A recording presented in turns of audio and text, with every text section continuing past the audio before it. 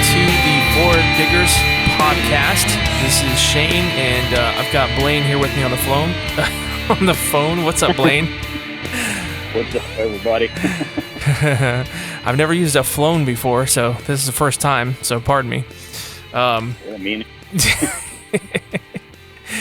So we haven't been out digging in a while, and specifically we haven't been out digging together. So I wanted to get on a podcast here and kind of record us and tell some stories of our finds and what kind of fun we have and things like that. And I want to know a little bit more about your background as far as when you got started metal detecting. And of course, I haven't been doing it that long, and you kind of got me into it. So we'll go into that a little bit as well. But anyway, and then I guess we'll also talk about some of the finds that we had and the experiences finding those items. So I know you've definitely found a few cool pieces on your end. So I'm excited to hear about those stories. But I guess let's just start off, man. When did you start metal detecting? What got you interested? Give me a little bit of the background of when you got started and why. Well, it's a funny story. Well, not too funny, but I was about 10 years old. And one Christmas, my father went to Radio Shack and he bought a very first metal detector. Well, being a kid, man, just thought it was just a cool piece of equipment, And when I tell you that it's not as advanced as our machines today, it had two settings. And that was on and off. That was it. That was it. Wow. And there was no ground balance, no, pinpointing, nothing. It was right. Just pick up a target and hope it was something cool. Yeah. How'd that work out for you? Not so good. I mean, I ducked a lot of cans. Oh man. Yeah. But it was the idea and it was the excitement of the hunt that, kept me going. Yeah. So, flash forward, several years.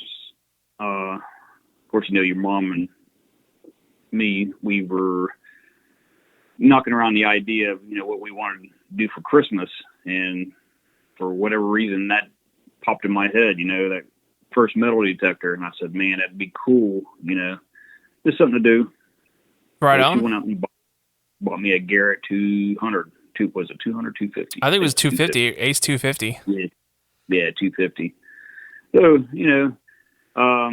same scenario. Didn't know really how to use it because my first one, was just on and off. But this one was more advanced and took, a little while to get used to and find, settings on it, how to work it, pinpoints, depth targets, all kinds of stuff.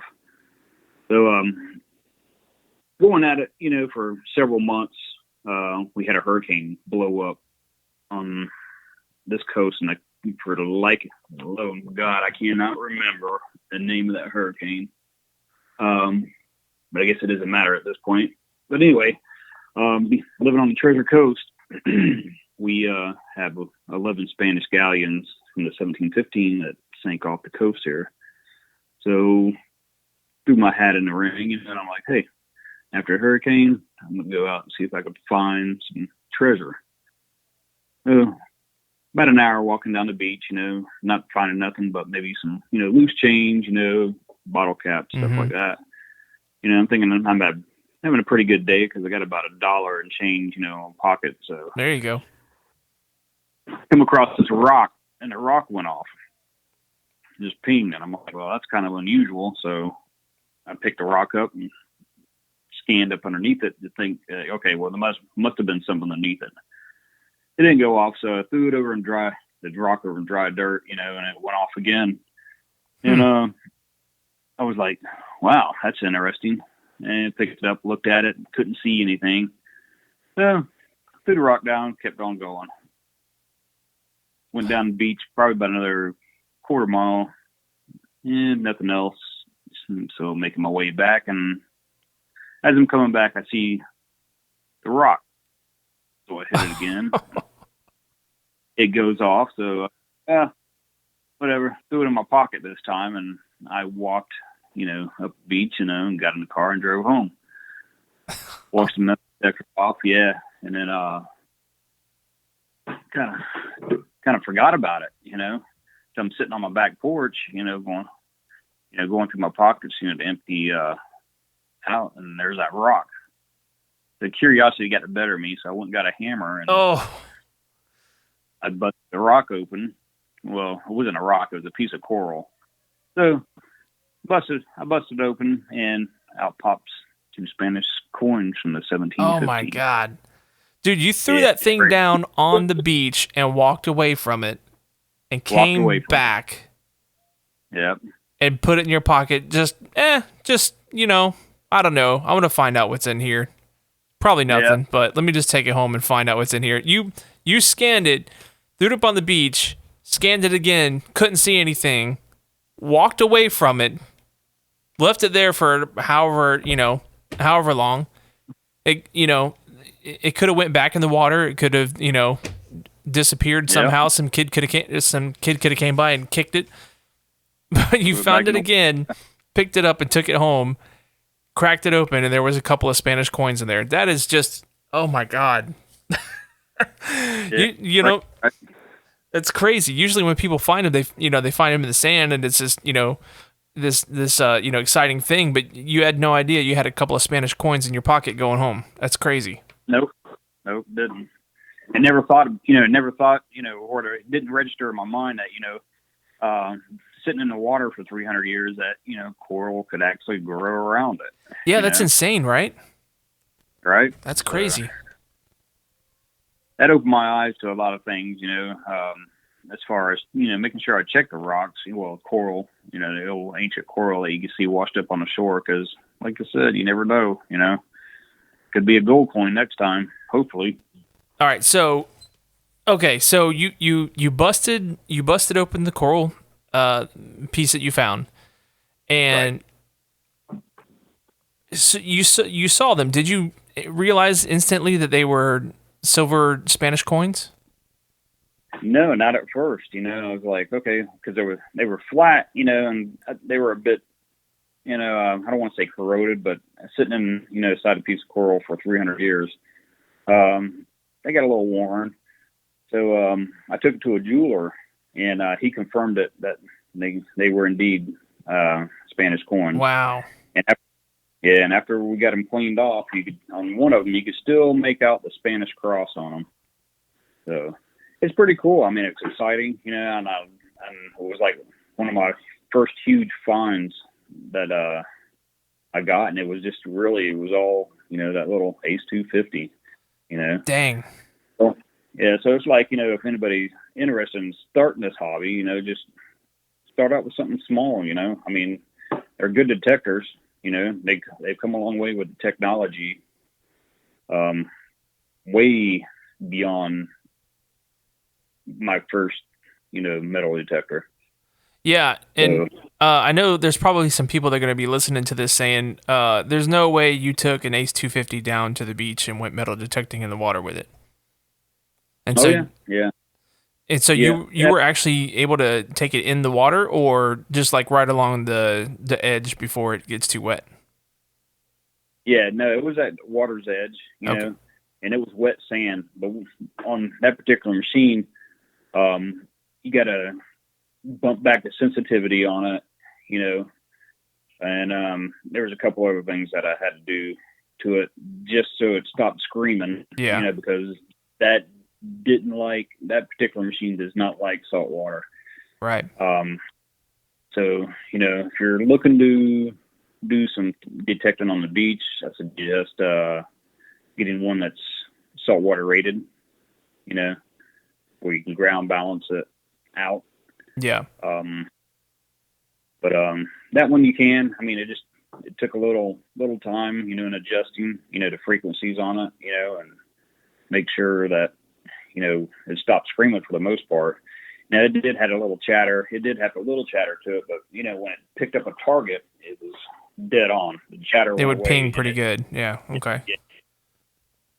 So cool, man. Well, So that was like your first major find, like since you were a kid, metal detecting and doing all that. Your Spanish silver coins were like your first major find. Is that correct? That's correct. Man, And what it a was just, first find to have. I mean, it took you a oh while yeah, for sure, but you definitely earned oh it. it did, it did. But it was funny, man. I mean, just I was so excited, when I found out that they were Spanish coins. It was like almost catching gold fever. If Yeah, anybody knows what that's like, it was just I had to go back out. And I had to go back out, and I still do it today. yeah, Not as much as I like, but it's the thrill of the hunt that gets you, and you never know what that next hole is gonna be. man, that's insane. Well, Yeah. yeah. So that's insane. So, I guess I'll talk a little bit about how I got started, and of course, you and mom were a big help in that. Uh, Oh yeah, absolutely. yeah, man. I knew that. Well, I shouldn't say I should say we knew that you were huge into collecting coins, and finding treasure, and we really wanted you to like get into a hobby, where you can exceed with your you know hobby that you were collecting coins. And I told her, I said, what better way for him to get started? We'll just go buy him a metal detector, and so he could get out there and start expanding on his coins. Oh man, I'd wanted one forever. I mean, for the longest time, I'd wanted a metal detector and just never, I'd always thought they were too expensive or, just out of reach for me or, I don't know. For whatever reason, I didn't think I could or should get one. And I did used to collect coins when I was a kid, not numismatically. I just liked to collect coins. I liked the Franklin half dollars and a few other things like that. And so I had a small little coin collection.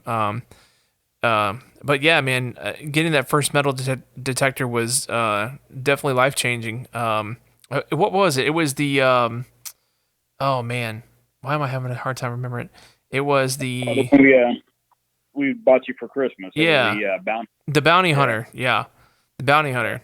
And yeah, man, I mean that thing definitely picked up targets. I guess not really any kind of target ID, a very little discrimination, but it definitely picked up a bunch of targets. I went out and dug a bunch of bullets with it the first time I had it, so that was kind of cool. I was definitely interested in finding some other things, and I guess mom had gotten you an upgraded metal detector for Christmas one year. Is that what happened?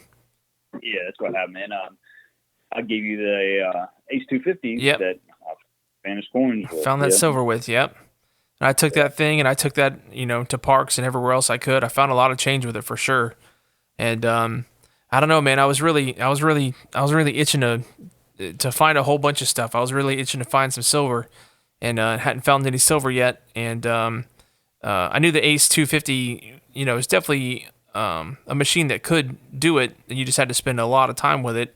And I didn't have that much time, and so I wanted to invest in something else, that would help me with the short amount of time I had. And I was looking at some detectors, and I found the AT Max, and I saw a bunch of videos with people using it, and the guys from the Hoover Boys really inspired me to get that machine. And so I sold a couple things, and I bought the AT Max with it, man. And I took it out within my first hour. I'll never forget it. Took it out to this local park, and I was excited I got the machine. I know I was calling you and texting you that I got it and stuff like that. And Right. it was the whole kit with the Z-Link headphones and the pinpointer and all. Got it all set up, got my batteries in, took it out to this park, and I'm out there and I'm detecting and learning the machine. And then I come across this 83, 84 signal, and I'm like, oh, that's different. I like the way that sounds.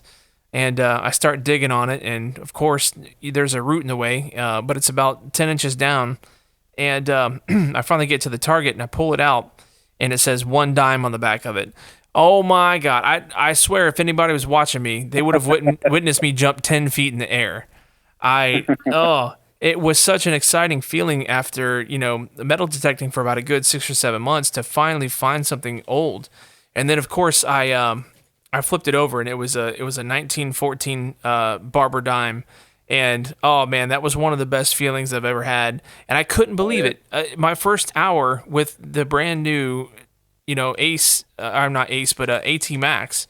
I mean, what are the chances? I guess I was in the right spot at the right time, but that was it. I was hooked. That was it. I was in.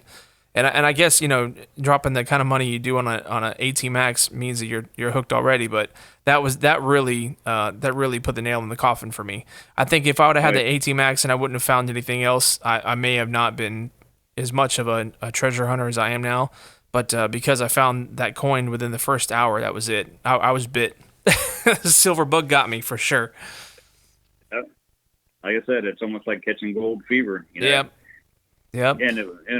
And go back on that barber dime. You found two more Mercuries. Yeah, in the same area. In the same area. Yep. Yeah. Two more Mercuries. Yep. That's And crazy. yep, that was cool. I've always enjoyed the Mercury dimes. That I'd never had one until I actually found one. And so that was really cool. I'm glad I got a chance to do that, man. Yeah. Yeah. So I guess with all that going on, you and I finally were able to hook up a couple times and go do some digging. And we've had a lot of fun. We've been to a few places here in Central Florida, a few places out there on the coast where you're at. And Right. then there's another spot that my mother-in-law has access to, and it was an old log cabin house, and I really like this place, man. We found some incredible items here, and I wanted you to tell people about the kind of things you found, but I guess we'll start off with just telling about the places. This was a log cabin from 1890, and if you were to look at it today, it was remade into like an actual house. You wouldn't be able to tell it was a log cabin just by looking at it today. But inside, they've removed the walls, and you can see all the stacked logs inside of the walls and stuff like that. It's really really cool. But anyhow, so we got permission to go out here and dig at this location, and I went out there by myself one time prior with the Ace 250, and I didn't find that much. And then I brought you out there, and you had your Ace 400, I think. Yeah. I think that's what you were working with. It was pretty brand new to me. So again, still trying to learn a new machine, but a good machine. Let's see.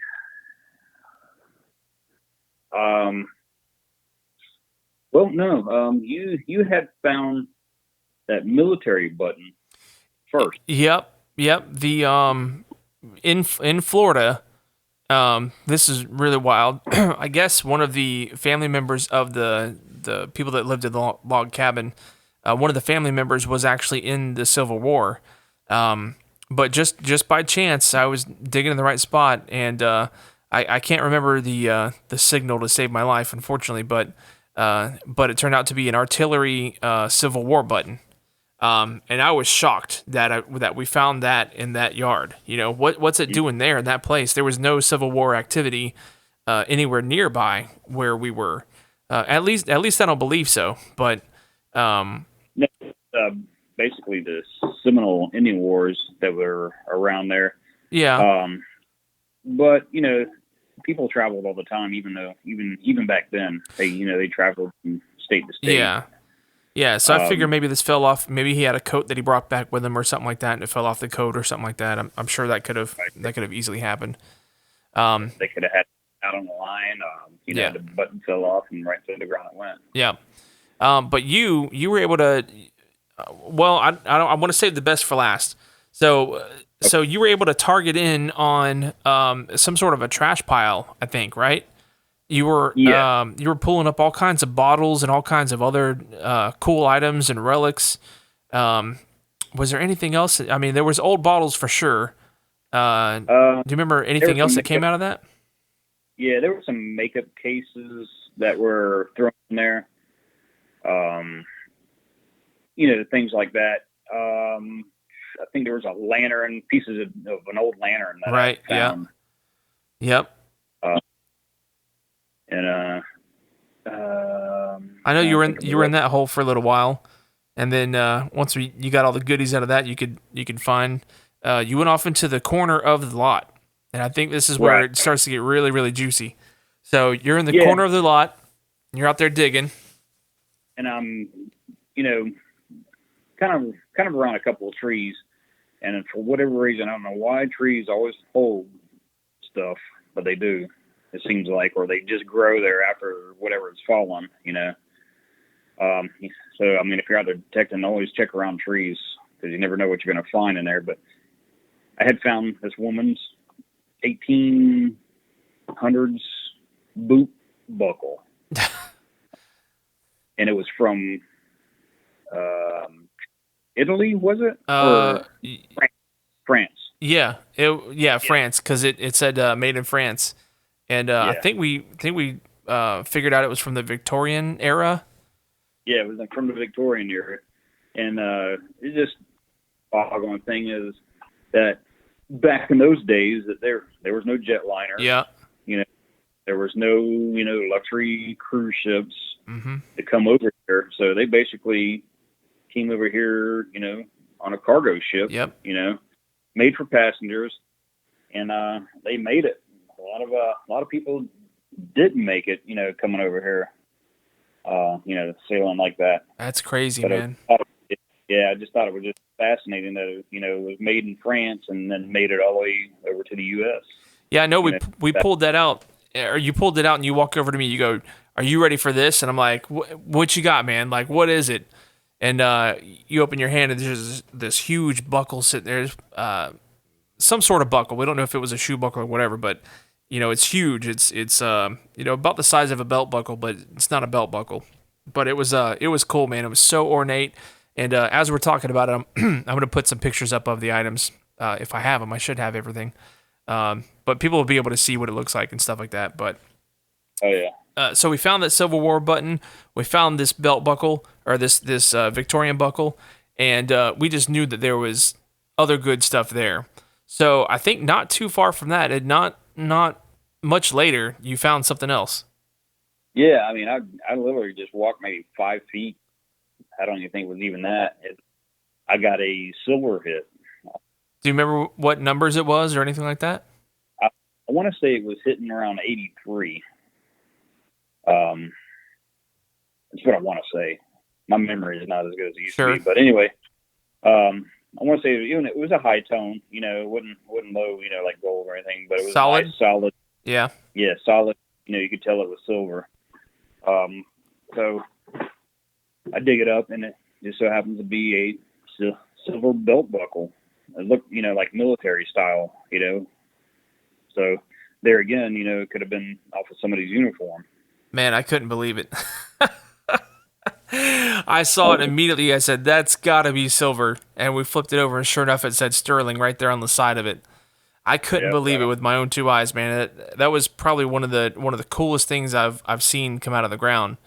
And out there digging with you, it was such a good time to do that as well. We were finding a few things left and right.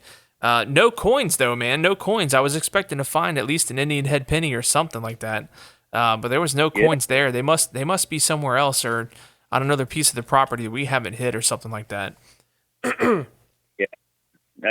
I just kind of threw me back a little bit with not finding any like old coins. Yeah. Of course, then again, I mean, money wasn't real prevalent, in the early years of when that cabin was, built. Yeah, because it was the first cabin there.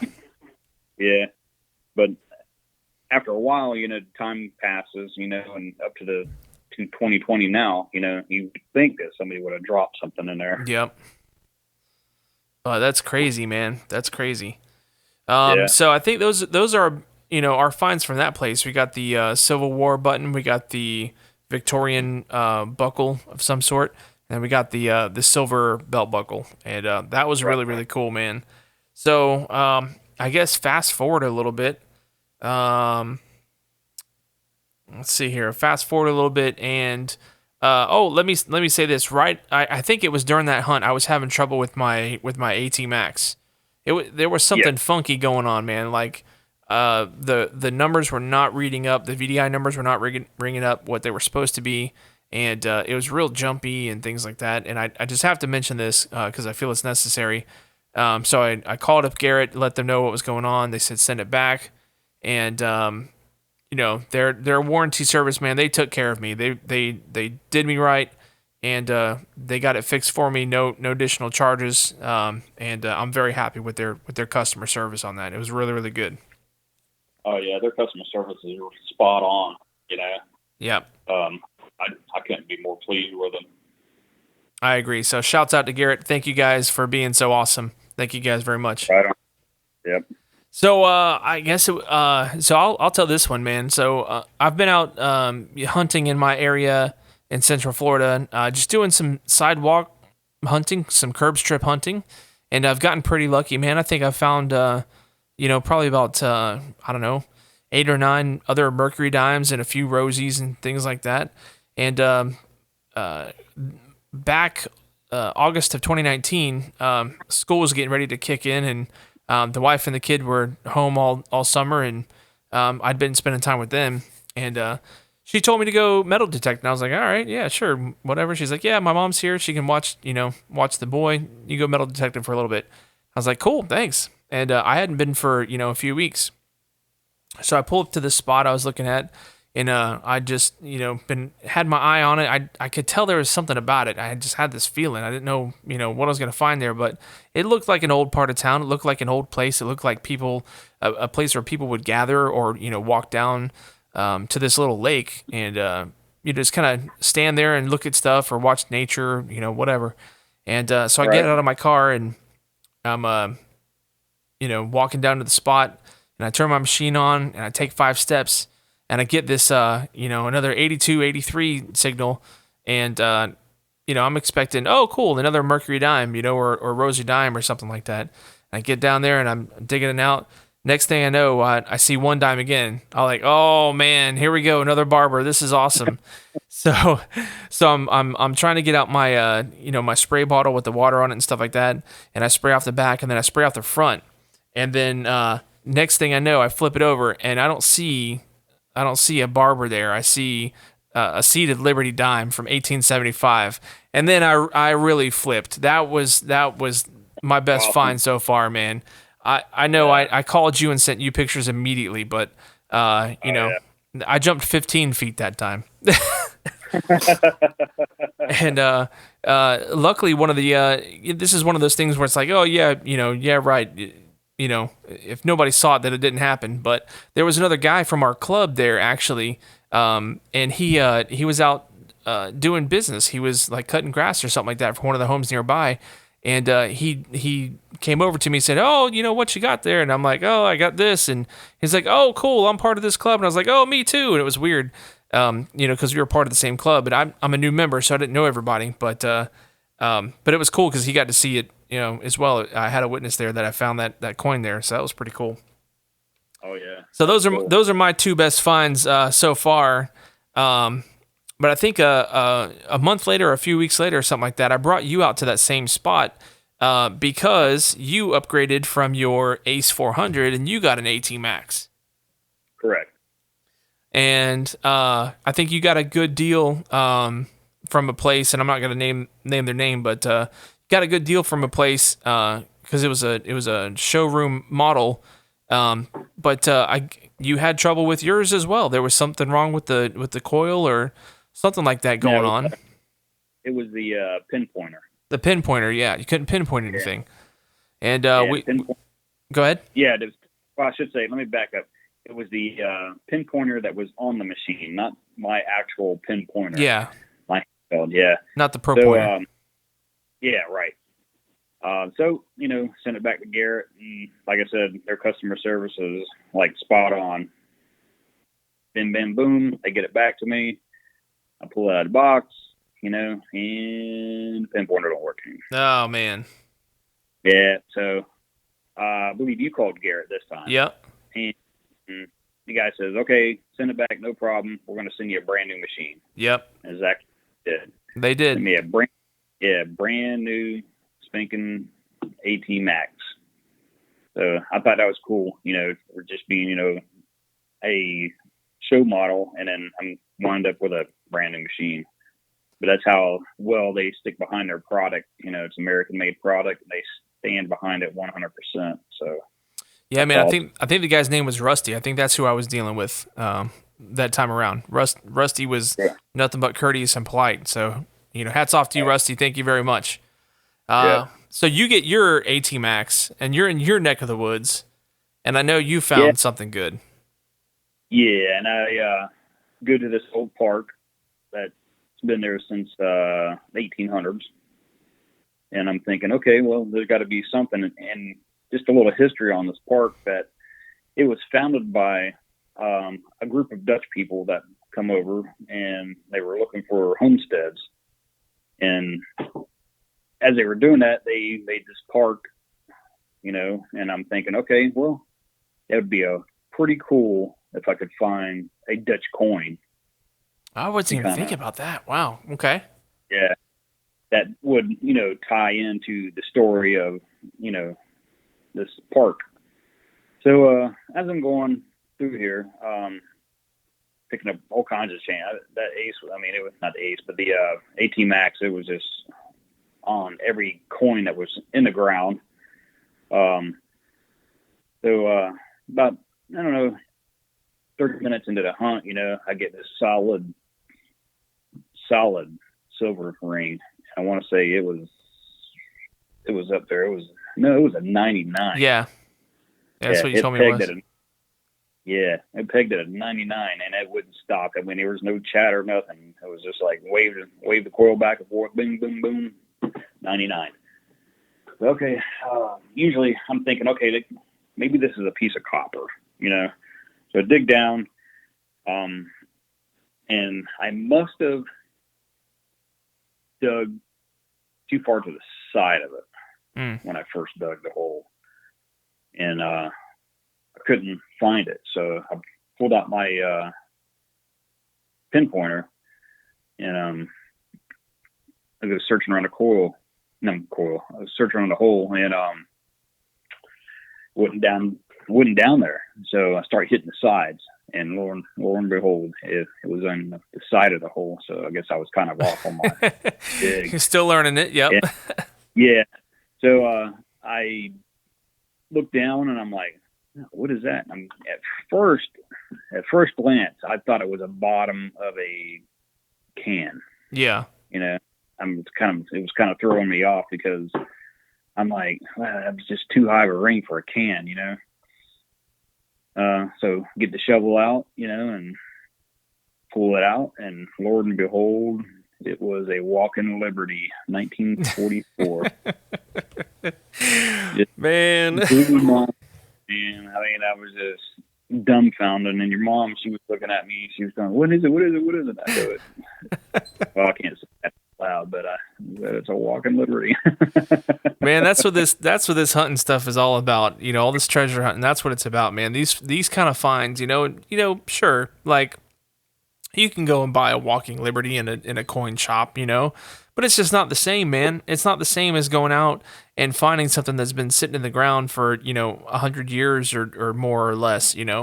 It's a totally different thing. It's worth so much more to you. It's the actual history. That was dropped by a person so long ago and buried, Yeah. and just driving itself down in the dirt. At some point that belonged to somebody, and it's a natural part of history. It wasn't like you didn't walk into a coin store and just buy it, where somebody had it sitting in a case or something like that. That was in the ground, and that's cool, man. I wish I would have been there for that one. I really, really do. I think I shot some pictures to you right after. Yeah. Yeah. Yeah, I think I got it. So I'll throw those up here too. And then you had another cool find out there in your area. I think this one was close. It was like in like another park or something like that, closer to the water. Let me see. Yeah. Was it Mercury? No. It was that ring. Oh yeah, the ring. Yeah, the silver ring. Yep. That was pretty. Yeah, that was down another old part of town. Yeah, it was a park. It's been there for like ever, and just going along, and it was crazy because I got two readings, and when I dug it up, I actually dug up the trash that was right next to it, and I guess I disturbed it as I dug the trash up. And when I looked back down, there was a silver ring with an opal in it. It was pretty Man, cool. with an opal. With an opal, yeah. That's crazy. I mean, you don't. It was definitely old. I know when I saw it, I could tell it was old. You took it to a. Did you take it to a jeweler?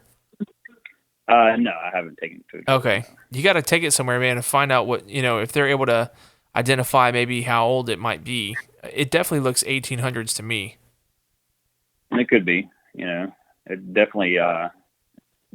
You can tell it's old just the way it was made. Yep. But it was pretty cool. I gone back several times in that park, and I haven't really found anything exciting like that ring. I mean, I found chains and other stuff, but nothing like the ring. That's it, man. Sometimes you find that one good find. Same thing for me with that Seated Liberty dime.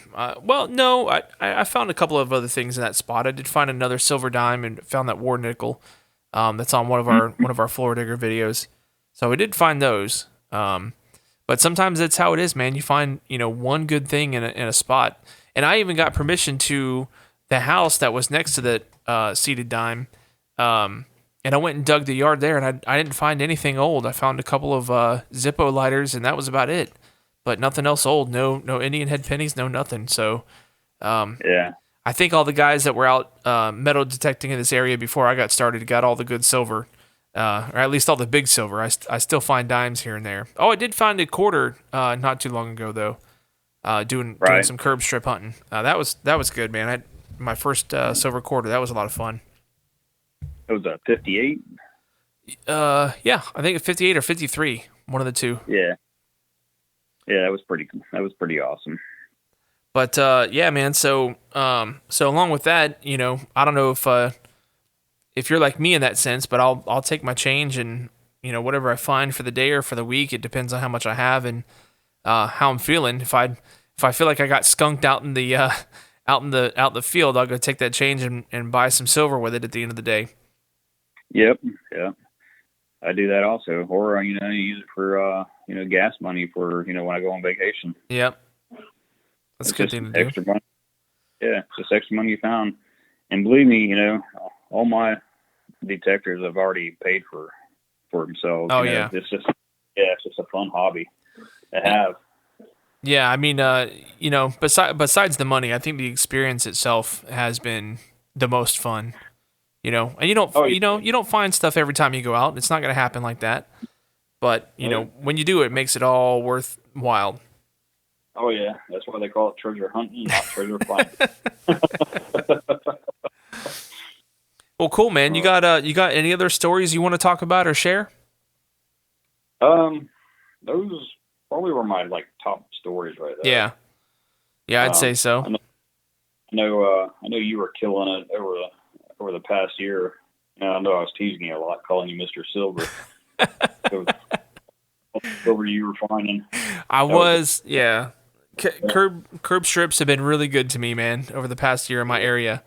They've been really good to me. I got I didn't tell you this. I got well, not yelled at the other day, but it was a weird experience. So I was hunting this curb strip, and I was there for like maybe 10 seconds, and I'm out in the corner of this curb strip, and when you can feel somebody behind you, like you can just feel a presence behind you. Yeah, somebody. Yeah. And so I'm digging in a hole, and next thing I know, I turn around and there's this guy, and he's standing on his porch, and he's got his phone out, and he's recording me, and I'm out there in my Floridigger shirt and everything else like that, and he's like, "Hey, what are you doing?" And I'm like, "Oh man, I'm allowed to hunt the curb strip here. It's it's city right away." He goes, "Yeah, that's cool and all, but please don't dig up my yard." And I'm like, "Well, I'm not digging up your yard. I'm in the curb strip." He's like, "Yeah, don't dig up my yard." And of course I didn't want any problems. I didn't want to bother the guy, so I left. But it was just weird, man. I'd never had anybody pull a camera on me like I was doing something offensive. it was pretty strange. You guys sound like he was strange. Yeah, he could have been. Yeah. I mean, you know how it is. Get out and there's the world's full of strange people. Oh yeah, you never know. Yeah. He could have had a body buried there. Oh God, I wasn't going there. Oh my God. No, I get it. As metal detectorists, man, we've got to be respectful of other people, and this guy had no idea what I was doing there. Although I had a huge shirt on it that has our coin on it, and I wasn't doing any harm. I wasn't intentionally doing anything to mess up anything near his property. But we do want to be respectful, and if somebody asks you to leave, it's better just to leave than have police come and all that kind of stuff. Oh yeah, absolutely. Yeah, it's better to just let them have their way and just close you on down. Yeah, there's plenty of places to dig, but it doesn't mean that, that I'm gonna stop hunting curb strips, man, because those are good places to go. And yep, they're pretty hot. They are. We've done some doozies, definitely. So.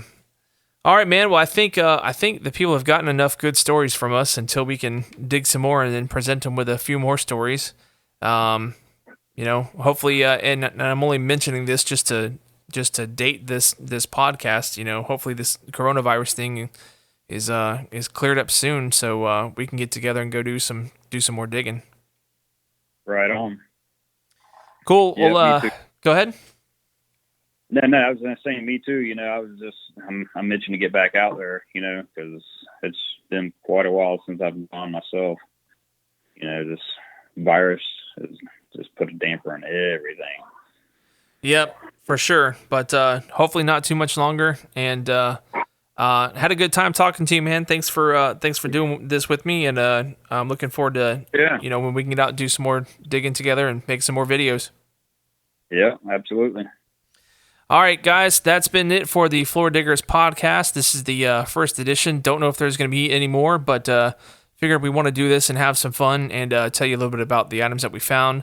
Of course, you'll see some pictures and videos of all that.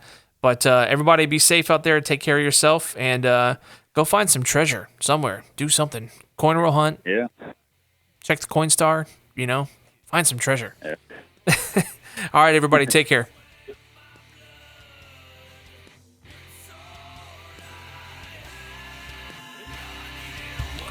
Thank you for listening to the Floridiggers podcast produced by Screamhouse Media. We are not sponsored by Garrett Metal Detectors, but we do want to thank them for the awesome times we've had with their machines. We also want to thank Jason Turnbull from Rode Microphones for sending us this awesome pod mic to use for our recording. For more information on Floridiggers, you can look us up at facebook.com/Floridiggers. That's FLORIDIGGERS.